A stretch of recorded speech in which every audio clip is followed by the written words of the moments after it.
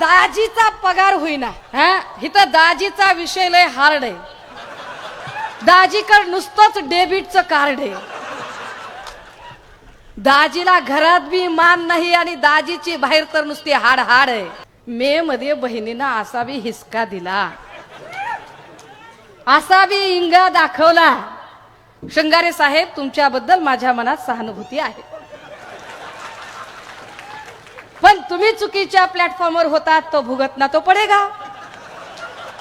चंद्रकांत पाटील म्हणायचे मी संन्यास घेईल. अहो घ्या की पटकन, मी भगवी कपनी गिफ्ट देते लगेचच, घ्या लगेचच संन्यास. तुम्ही काय चाललंय? अहो लोकसभेच्या इलेक्शनच्या वेळेला तर तुम्ही तुमच्या लाडक्या बहिणीच्या विरोधात उमेदवार दिला आणि तुम्ही लाडकी बहीण योजना आम्हाला सांगायची होय. लातूर येथे सुषमा अंधारे यांची तोप चांगलीच धडाडली. महाविकास आघाडीच्या उमेदवाराच्या प्रचारार्थ सुषमा अंधारे यांनी तुफान भाषण करत फडणवीस, शिंदे आणि अजित पवारांचं चांगलंच तोंड सुख घेतलं. सुषमा अंधारे यांनी कॉमेडी भाषण करत शिंदे, फडणवीसांवर टीका केली. तेव्हा उपस्थित जनता लोटपोट होऊन हसत होती.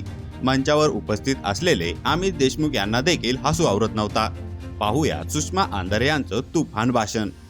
मग हे बॅनर लावणारे जे लोक आहेत, 1500 टिकल्या दिलेत, 1500 टिकल्या त्या बी बंद करून टाकल्या. 3 महिने दिल्या बंद करून टाकल्या. 1500 टिकल्या दिल्या आणि आव असा आणायला जस काय 2-2 लाख वावर विकूनच द्यायला लागले. अरे बॅनर आमच्या सख्या भावांनी लाखो खर्च केले, कधी बॅनर लावला नाही आणि तुम्ही अचानक कसं काय? आधार ते आला पटन मागचं इसरला चट, इसरला सोय मागचं काही. आता एकनाथ शिंदे साहेबांचं वय साधारण 60च्या पुढचं आहे, 60-65 आणि त्यांना 100 वर्ष पूर्ण व्हावेत. त्यांनी अत्यंत चांगलं आयुष्य त्यांना लाभावं, त्यांना निरोगी आयुष्य लाभावं. पण मला सांगा माया हो, मी माझ्या भावाला जन्मल्यापासून राखी बांधते, तुम्ही राखी बांधता.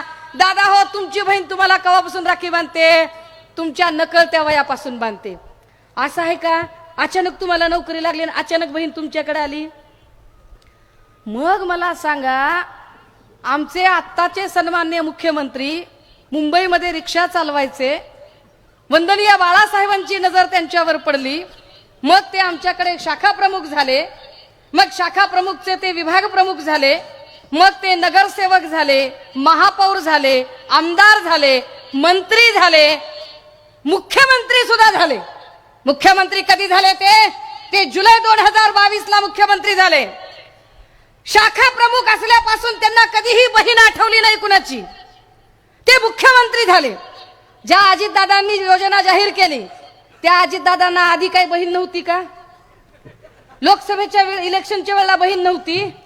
अहो लोकसभेच्या इलेक्शनच्या वेळेला तर तुम्ही तुमच्या लाडक्या बहिणीच्या विरोधात उमेदवार दिला आणि तुम्ही लाडकी बहीण योजना आम्हाला सांगायची होय.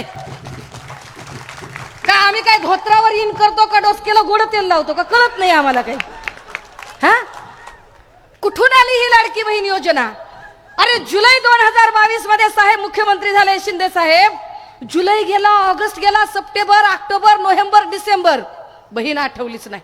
मग 2023 साल उजडलं. जानेवारी, फेब्रुवारी, मार्च, एप्रिल, मे, जून, जुलै, ऑगस्ट, सप्टेंबर, ऑक्टोबर, नोव्हेंबर, डिसेंबर, लाडकी बहीण आठवलीच नाही. 2024 उजडलं. जानेवारी, फेब्रुवारी, मार्च, एप्रिल, लाडकी बहीण आठवलीच नाही. मे मध्ये बहिणींना असा बी हिसका दिला, असा बी इंगा दाखवला. शृंगारे साहेब, तुमच्याबद्दल माझ्या मनात सहानुभूती आहे, पण तुम्ही चुकीच्या प्लॅटफॉर्मवर होतात तो भुगतना तो पडेगा. संगत, वाईटाची संगत असल्यामुळे असं होतं ना कधी कधी की सुगंध चंदनाचा फार चांगला असतो, परंतु त्याला साप कवटाळतो त्यावेळेला जात नाही कुणी सहजा लवकर. दादा हो, यांना कुणालाही बहीण आठवली नाही. आता अचानक बहीण एकदम आठवली, कारण जेव्हा लक्षात आलं की लोकसभेला आपण दणकावून पडलो आहोत, आपण तोंडघशी आपटलेलो आहोत आणि जे आशिष शेलार सांगत होते की संपूर्ण महाविकास आघाडी म्हणून सुद्धा यांच्या जागा साध्या 10 अंकी, 2 अंकी जागा होणार नाही, 10 अंकी, 10 एवढा आकडा होणार नाही. मी राजकारणातून संन्यास घेईन असं आशिष शेलार म्हणत होते. ते अजून तिथंच आहेत. मी परवा दिवशी माहीमला जाऊन त्यांना आठवण करून देणार आहे.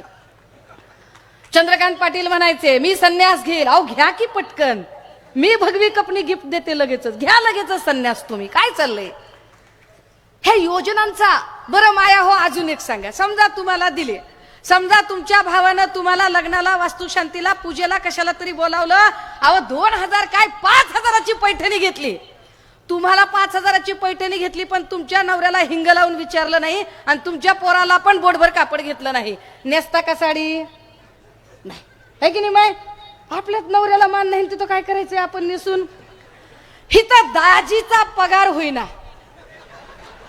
हा हिथं दाजीचा विषय लय हार्ड आहे. दाजीकडे नुसतंच डेबिटचं कार्ड आहे.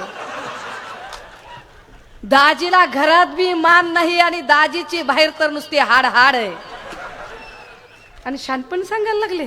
70 प्रकारच्या परीक्षांमध्ये 65 परीक्षांचे पेपर फुटलेत. या 65 परीक्षांचे पेपर का फुटले? कारण MPSC म्हणजे महाराष्ट्र पब्लिक सर्व्हिस कमिशन अर्थात राज्य लोकसेवा आयोग, राज्य लोकसेवा आयोगाकडून परीक्षा पद्धती काढून घेतली आणि खाजगी पद्धतीने परीक्षा सुरू केल्या. वेंडर पद्धतीने परीक्षा घ्यायची, ठेकेदारांना कामं दिली. ज्या ठेकेदाराला काम दिलं तो ठेकेदार कोण होता? कंपनी होती BVG क्रिस्टल कंपनी. कुणाची आहे BVG क्रिस्टल कंपनी? आहे प्रसाद लाडची. प्रसाद लाड कुणाचा? देवेंद्र फडणवीसांचा. देवेंद्र फडणवीस कुणाचे? भाजपचे. भाजप कुणाची? अदानी अंबानीची. अरे गोरगरिबाचं कोण आहे मग? इथल्या गोरगरिबांचं कोण आहे? गोरगरिबांचे असू शकतात लोकनेते विलासरावजी देशमुख साहेबांचे वारसदार. गोरगरिबांचे असू शकतात सन्मान्य पक्षप्रमुख उद्धव बाळासाहेब ठाकरे. गोरगरिबांचे जाणते राजे असू शकतात आदरणीय शरदचंद्रजी पवार साहेब. काय बेताल पद्धतीची वक्तव्य करतात यांचे आमदार आणि खासदार. काय वाईट पद्धतीचं वातावरण चालू आहे. कधी अब्दुल सत्तारांचा तोल सुटतो, कधी संजय सिरसाटचा तोल सुटतो, कधी अजून कुणी. या सगळ्या बोल घेवड्यांनी बाई म्हणजे जणू यांच्यासाठी खेळणं वाटायला लागलं. म्हणून आम्हाला का गरजेची आहे ही निवडणूक? आमच्या लेकी बाळींच्या सन्मानासाठी, महाराष्ट्रातल्या लेकी बाळींची आबरू सुरक्षित ठेवण्यासाठी आम्हाला ही निवडणूक महत्वाची आहे. बरं, आमचा प्रॉब्लेम काय आहे? आमचा प्रॉब्लेम असा आहे की लेकी बाळींचे काही प्रॉब्लेम झाले, काही अडचण आली, आम्ही पोलीस स्टेशनला गेलो. हे इकडे सगळे पोलीस बसलेले आहेत. त्यांची चूक नाहीये बिचाऱ्यांची, कारण ते फक्त त्यांची ऑर्डर फॉलो करतात. पण प्रत्येक आमदाराने केलं काय?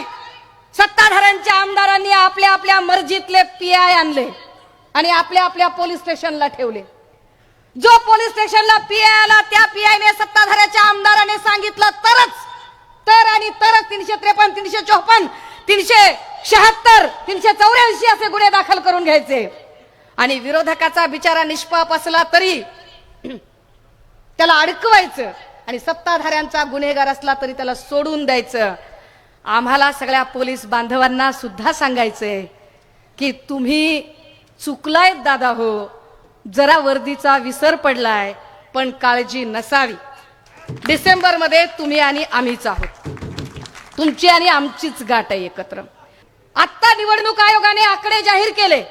निवडणूक आयोगाकडे जी माहिती दिली शिंदेच्या सगळ्या आमदारांनी, या आमदारांमध्ये 3.5 कोटीची प्रॉपर्टी होती संजय सिरसाटची.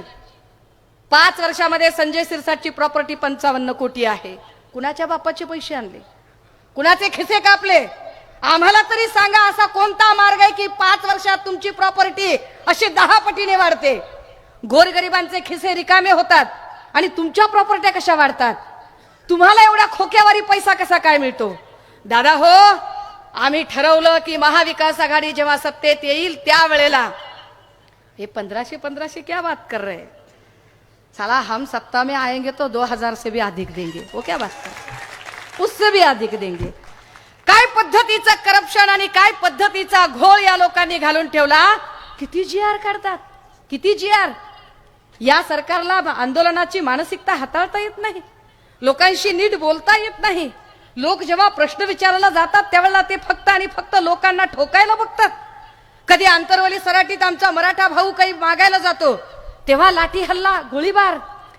तिकडे देहू आळंदीला वारकरी येतात, लाठी हल्ला, लगेच अश्रुधूर.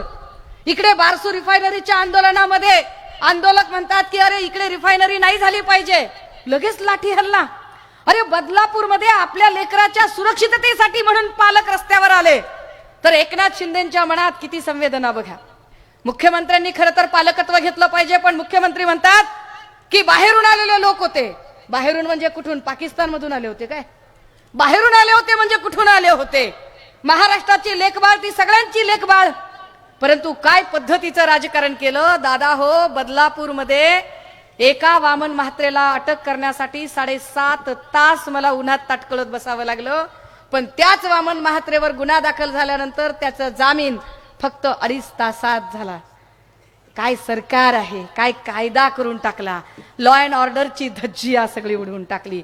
आणि या लोकांना जेव्हा यांच्यावर बोलता येत नव्हतं तेव्हा यांनी जाती जातीत भांडणं लावली.